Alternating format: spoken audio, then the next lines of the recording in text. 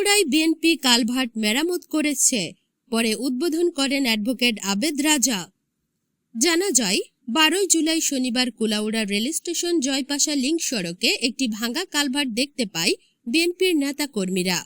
পরে মেরামত করা হয় সেই কালভার্টটি। যানবাহন চলাচল উপযোগী হয়ে উঠলে পরে ভাঙা কালভার্টটি উদ্বোধন করেন বিএনপি নেতা অ্যাডভোকেট আবেদ রাজা। কালভার্ট ভাঙার কারণে অনেক যানবাহন দুর্ঘটনায় পতিত হয়ে মানুষজন আহত হচ্ছিল। বিষয়টি অ্যাডভোকেট আবেদ রাজার নজরে আসলে তিনি বিএনপি নেতাকর্মীদের মেরামতের আহ্বান জানালে তারা মেরামতের পদক্ষেপ নেয়।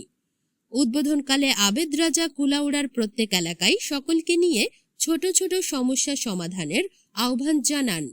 এতে তার সাথে বা স্থানীয় বিএনপির সাথে যোগাযোগ করলে সহায়তার আশ্বাস দেন।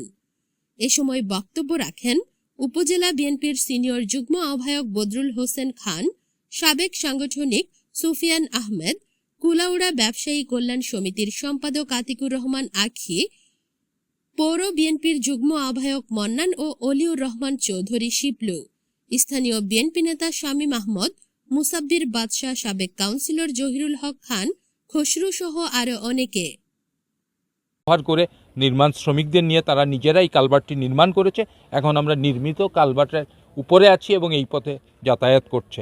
আপনারা দেখবেন এই অনুষ্ঠানটির উদ্বোধনী অনুষ্ঠানের মধ্যে বিলবোর্ডের মধ্যে লেখা আছে যে নিজ এলাকার সমস্যা সকলকে নিয়ে নিজেই সমাধান করুন।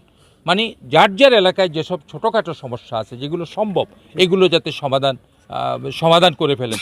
আমি কুলাউড়াবাসীকে আহ্বান জানাচ্ছি, আপনাদের যার যেখানে খুব ছোটোখাটো যেসব সমস্যা আছে আপনারা সমাধানের উদ্যোগ নেবেন, আমার সাথে যোগাযোগ করবেন।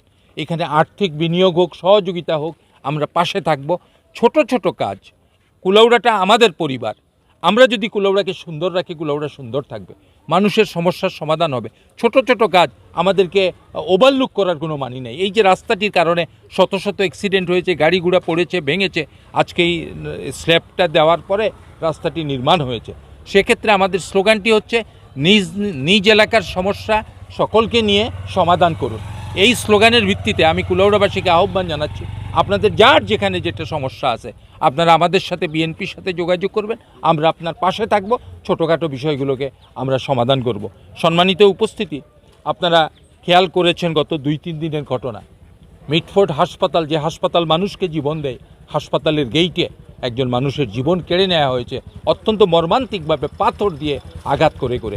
কোনো মানুষ এগিয়ে আসলো না। মসজিদের ইমাম সাহেবকে কুপিয়ে হত্যা করা হয়েছে। খুলনাতে আরেকজনকে হত্যা করা হয়েছে। দেশকে একটি হত্যার রাজত্বে, হত্যার যজ্ঞপুরীতে পরিণত করবার ষড়যন্ত্র। এই ষড়যন্ত্রটি মানুষের মতামতের ভিত্তিতে যাতে সরকার প্রতিষ্ঠিত না হয় সেই রকম একটি ষড়যন্ত্রের আভাস হতে পারে। আমরা সকলকে এই ধরনের নৈরাজ্য, হিংসা, বিদ্বেষ, ষড়যন্ত্র সব কিছুর ঊর্ধ্বে উঠে দেশকে বিনির্মাণের জন্য আমরা আহ্বান জানাচ্ছি। আমরা জাতীয়তাবাদী দলের প্রতিটি নেতাকর্মীর প্রতি আহ্বান, সমস্ত ষড়যন্ত্র সম্পর্কে সজাগ থেকে যাতে দেশটি আস্তে আস্তে নির্বাচনের ট্রেনে উঠতে পারে। আপনারা দেখেছেন প্রধান উপদেষ্টা ডিসেম্বরের মধ্যে